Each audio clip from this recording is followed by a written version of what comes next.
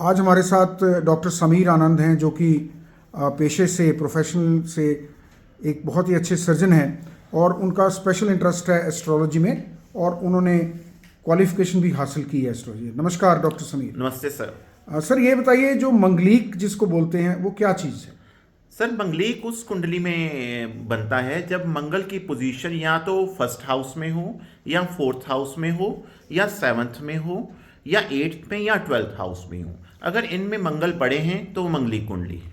Sir ये बताइए, जो मंगलीक आमतौर पे देखा गया है, जवान बच्चे जब होते हैं तो माता पिता कुंडली दिखाते हैं तो पंडित जी कहते हैं मंगलीक है आपका बेटा, इसकी शादी मंगलीक से ही बिटिया से होनी चाहिए। तो ऐसा कुछ है कि मंगलीक की शादी मंगलीक से ही होनी चाहिए? मंगलीक की शादी बिल्कुल मंगलीक से होनी चाहिए सर, क्योंकि इसके अगर दोनों में से एक मंगलीक नहीं है तो उसमें शादी में प्रॉब्लम आएगी। डिपेंडिंग अपॉन द स्वेरिटी के कैसे मंगल दोष आ रहा है, शादी में डिफरेंट प्रॉब्लम्स आ सकती हैं।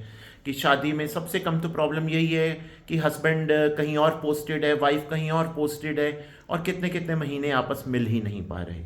सेकंड प्रॉब्लम है कि दोनों के स्वभाव बिल्कुल अंतर है स्वभाव में और बहुत लड़ाई झगड़ा है।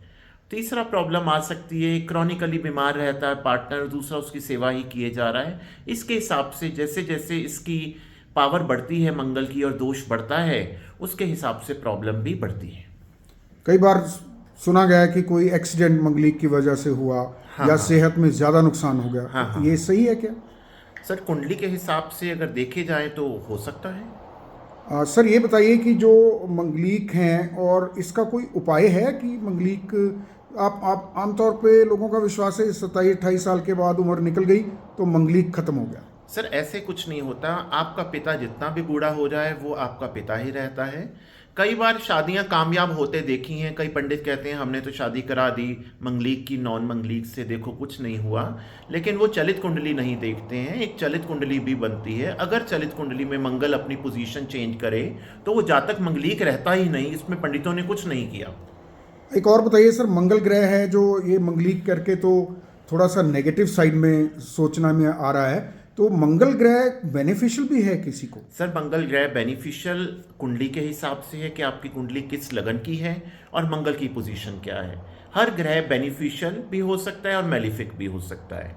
और लास्ट में एक हम आपको थोड़ा बता देते हैं कि आजकल के जैसे संदर्भ में कई बार बच्चे नहीं मानते हैं पिता माता की बात और वो कहते हैं हमने तो विवाह कराना है, हम एस्ट्रोलॉजी में नहीं मानते। तो ऐसे में मंगला गौरी का अनुष्ठान प्रतिवर्ष करवा लेना चाहिए ताकि प्रभु की आशीर्वाद रहे। आगे तो सब ईश्वर के हाथ में।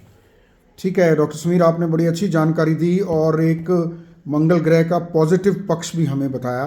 धन्यवाद सर। नमस्कार सर।